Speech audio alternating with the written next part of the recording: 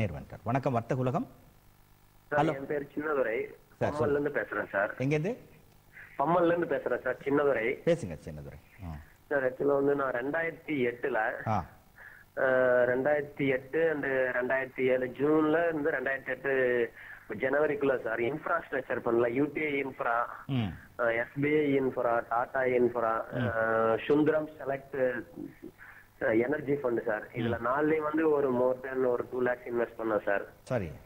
But வந்து invest பண்ண வேல்யூட NA விட இன்னைக்கு ஒரு 10 rupees என்ஏ இன்வெஸ்ட் பண்ணேன். இன்னைக்கு வந்து ஒரு 7.8 rupees அந்த மாதிரி தான் இருக்கு சார் என்ஏவி. இது வந்து நான் சுவிட்ச் ஓவர் பண்ணலாமா இல்ல இது வந்து வெளியே வந்துடலாமா எப்படிங்கிறது எனக்கு கொஞ்சம். அதாவது 2007-8 முதலீடு செஞ்சவங்க ஒரு 6% லாபத்தில் தான் அதிகமாக இருக்கிறாங்கன்ற ஒரு புள்ளிவிவரத்தையும் சார் சொன்னார். விளக்கமாக அது உங்களுக்கு சொல்லுவார். கேள்விக்கு நன்றி சின்னதுரை. அதாவது நம்ம ஜென்ரலா எது பண்ணாதீங்கன்னு சொல்றோமோ அதை மக்கள் பண்ணுவாங்க. ஆனா அதுல சக்சஸ் ஆயிட்டா கிரெடிட் அவங்களுக்கு போயிடும். ஃபெயிலியர் ஆகல தான் பிரச்சனை.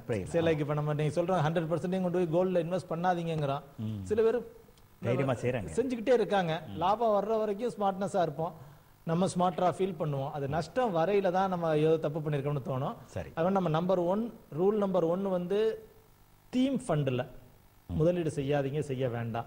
அது எவ்வளவு லாபத்தை கொடுக்கும்னா கூட நீங்க ரிஸ்க் எடுக்க முடியாதவர், ஹை ரிஸ்க் எடுக்க முடியாதவர், பணம் கையில் எக்கச்சக்கமா இல்லை அப்படிங்கிற பட்சத்துல, அல்லது மார்க்கெட்டை நீங்க பார்த்து அந்த ஃபண்டை கரெக்டான டயத்துல வித்துட்டு வெளியில வர முடியும், அந்த அளவுக்கு உங்களுக்கு நாலேஜ் இல்லை அப்படிங்கிற பட்சத்துல வந்து தீம் ஃபண்டு, இன்ஃப்ராஸ்ட்ரக்சரும் ஒரு தீம் ஃபண்டு தான். தீம் ஃபண்டுகளில் முதலீடு செய்யாதீங்க. அது ஃபார்மாவாகட்டும், பேங்கிங் ஆகட்டும், எதுவா இருந்தாலும் சரி, அந்த பர்டிகுலர் தீம்ல ஒரு துறையை மட்டும் அடிப்படையா பேஸ் பண்ணி செக்டரல் ஃபண்டுன்னு சொல்லுவாங்க, அதுல முதலீடு செய்யாதீங்க. அவர் இப்போ அது மாதிரி செஞ்சுட்டாரு. செஞ்சது இப்போ வந்து ஒரு 4 லட்சம் ரூபாய் போட்டது அவர் கணக்குப்படி 3,20,000 ரூபாயா இருக்கு. அப்ராக்சிமேட்டா 3 லட்சம் ரூபாயா இருக்குது. ஸோ இந்த 3 லட்சத்தை இப்போ என்ன பண்ணலாம், இன்ஃப்ராஸ்ட்ரக்சர் துறை மேல வந்தாலும் உங்களுக்கு எந்த அளவுக்கு வரும் நம்மளால உறுதி சொல்ல முடியாது.